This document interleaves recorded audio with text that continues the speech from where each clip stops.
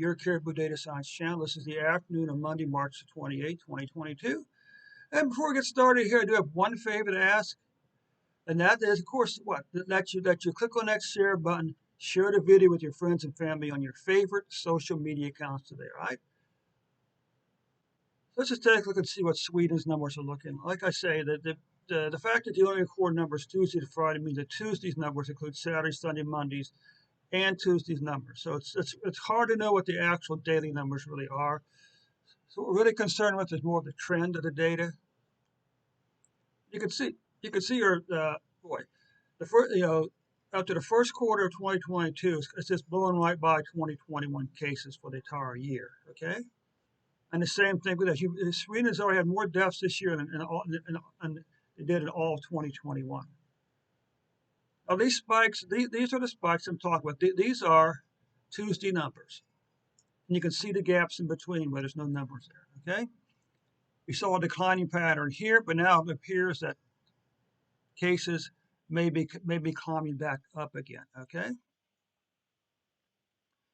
Go over and take a look at the 14-day average. You can see that we saw an increase over the previous 4 or 5 weeks, okay? So if as of March the 24th, Sweden was averaging 1,592 cases per day. And does appear to be a declining pattern to COVID-19 case deaths. Of course, you got this very distinct stair-step pattern, which is kind of interesting. But you can see we are having 4-week decline in COVID-19 case, but there seems to be this pattern down there. Spikes up, it drops down, it spikes up, it drops down, it spikes, I just don't understand why that pattern's so consistent, okay? So anyway, you can see as of March the 27th, Sweden was averaging 29.7 deaths per day. You can see here the declining pattern here for COVID-19 cases on a weekly basis, and declining pattern for COVID-19 deaths on a weekly basis. Now, what about cases? We can see that March cases, well, it's going to be the lowest number of cases in 3 months, okay? Deaths, unfortunately, are going to be the second most deaths.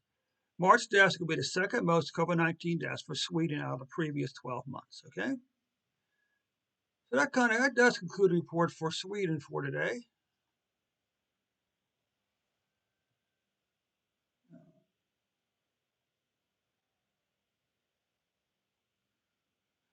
So let's just wrap this report up to Sweden. That leaves us with just one more to go, and that, of course, is the U.S.